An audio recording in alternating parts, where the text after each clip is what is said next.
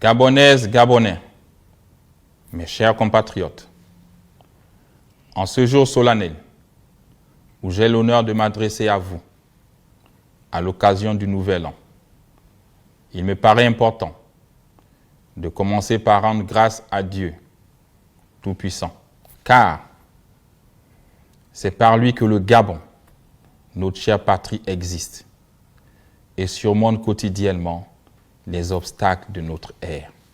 Nous devons résolument nous inspirer des Saintes Écritures qui prônent l'amour, l'unité et la paix entre les filles et fils d'une même nation. Elles nous enseignent le pardon et le partage, nous révèlent les comportements vertueux qu'une nation doit observer pour vivre dans le bonheur et la prospérité. L'année 2023 qui s'achève a été une année charnière dans notre marche vers la félicité d'un Gabon nouveau. Les forces de défense et de sécurité ont unanimement décidé de ne pas cautionner la forfaiture électorale. Elles ont pris leurs responsabilités aux yeux du peuple gabonais et de la communauté internationale, de respecter le serment de protéger la nation contre la dictature et la corruption, en mettant fin à un régime à bout de souffle, et dont les pratiques nous auraient conduits inévitablement vers le chaos. Le coup de la libération a été salué par l'ensemble de la population. Par cette adhésion, elle a tenu à être en harmonie avec les paroles de notre hymne national, socle de notre vivre ensemble. Le Comité pour la transition et la restauration des institutions ouvre ainsi une période de transition politique dans notre pays.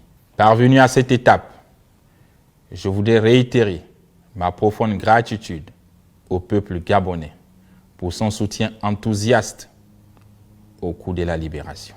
C'est aussi l'occasion pour nous de faire une rétrospection afin d'apprécier sans complaisance, de nous projeter vers un futur pour relever les prochains défis de notre destin commun. En effet, en 4 mois d'exercice, nous avons engagé des réformes structurelles qui facilitent l'accès à l'éducation, à la formation et à la santé. Celles-ci réduiront l'évasion fiscale, la corruption, en favorisant l'équité sociale. J'ai pris la responsabilité de restituer le Fonds gabonais d'investissement stratégique au ministère de l'économie et mettre fin à la délivrance des visas d'opportunité par la présidence de la République, dans le but d'apporter plus de transparence au sommet de l'État. En 4 mois, la dette du Gabon a été payée et sa crédibilité auprès des bailleurs de fonds restaurée. En seulement 4 mois, nous avons remis le pays au travail et lancé les travaux de voirie dans les grandes villes.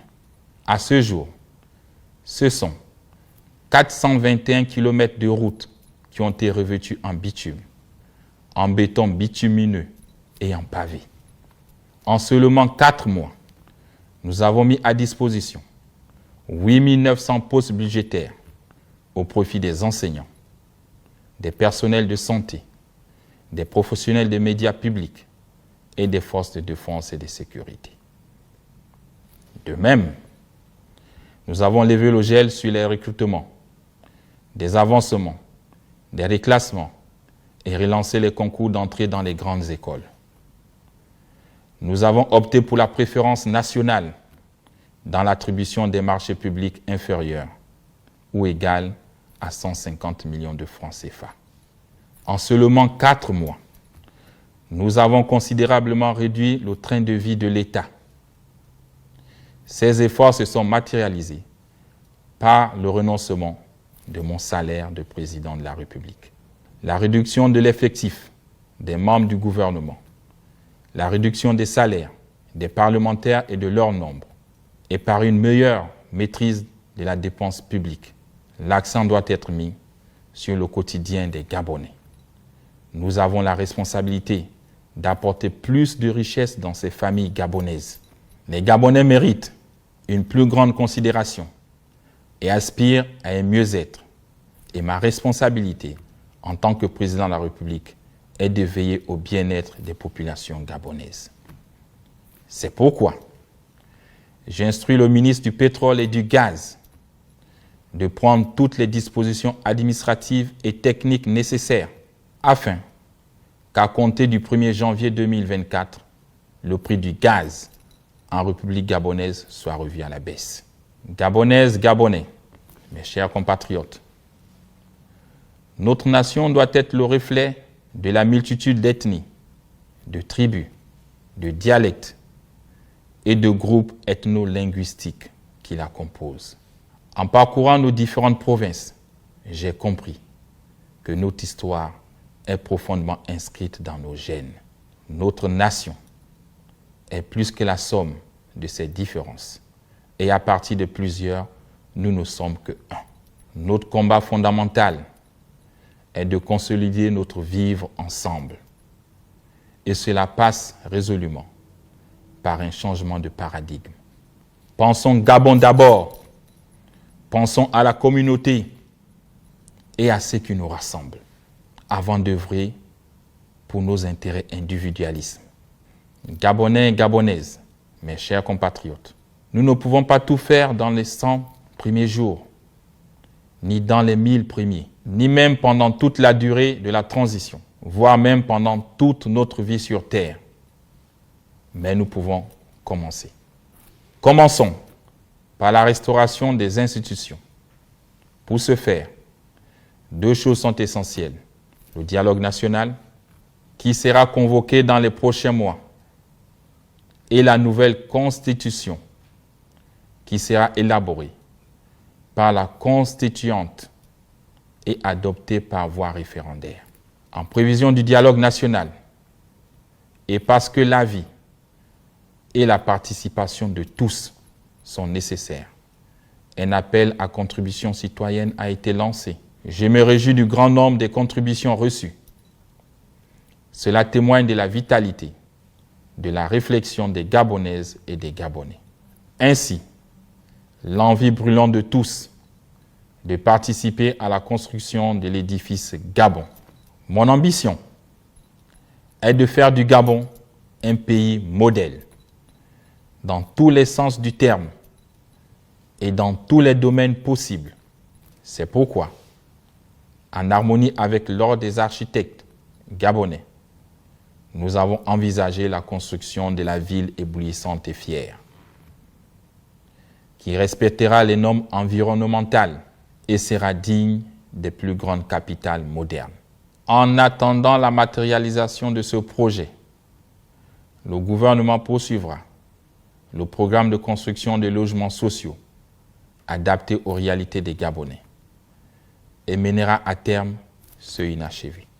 J'ai instruit le gouvernement de poursuivre l'extension et le développement du réseau routier national par la réhabilitation de l'existant et la construction de nouvelles routes. Dans la même lancée, pour ce qui est de la problématique de l'emploi, j'ai également ordonné d'inviter les entreprises de tous les secteurs à doubler leur production. Ainsi, elles pourront augmenter leur capacité à recruter. C'est l'occasion de souligner que le modèle économique d'une fonction publique, seule pourvoyeuse d'emplois, n'est plus adapté à nos États. Nos jeunes doivent cesser de rêver d'être fonctionnaires et privilégier l'entrepreneuriat. Sortons des idées reçues qui consistent à penser que les petits métiers avilissent l'homme. Au contraire, ce sont eux qui portent la société vers la croissance et le développement. Afin de soutenir l'entrepreneuriat, le gouvernement devra me soumettre très rapidement les conditions de la création d'une banque nationale de développement pour l'entrepreneuriat des jeunes, capable d'accompagner les PME, PMI à travers les 9 provinces. Peuple gabonais,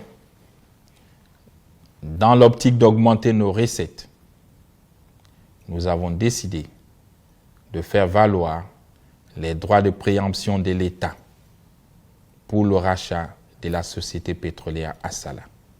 C'est un acte de grande portée nationale qui permettra à la République de marquer sa souveraineté dans le secteur pétrolier, poumon de notre économie.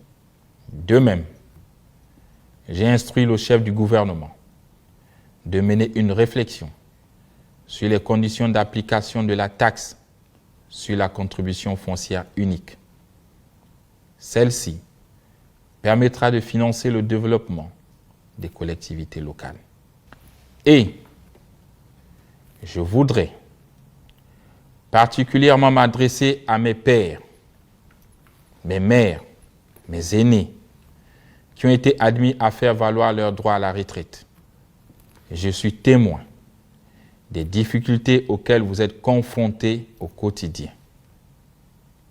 Et je prends l'engagement de commencer à payer les rappels de vos pensions d'ici le mois de février 2024. L'envol que nous voulons pour notre pays nous commande la création d'une nouvelle compagnie aérienne nationale et d'un nouvel aéroport à Andem. Pour ce faire, les études techniques de ces projets sont en cours. Par anticipation, le gouvernement mènera des travaux d'extension et de mise aux normes de toutes les pistes aéroportuaires de l'intérieur du pays. À ce titre, j'annonce que les aéroports de Makoko et d'Oyem seront les étapes de départ de ce projet de restauration. Mes chers compatriotes, j'entends faire de la promotion des droits de l'homme un axe majeur de cette transition. Je veux œuvrer à construire un Gabon sans distinction de race, de sexe, de nationalité, de langue ou de religion. C'est pourquoi l'année 2024 qui commence sera placée sous le sceau d'une prospérité partagée et d'une plus grande humanité. Aussi, j'envisage la libération de 1000 prisonniers sous les conditions prévues par la loi. Par ailleurs, la protection des biens et des personnes restera une de mes préoccupations majeures.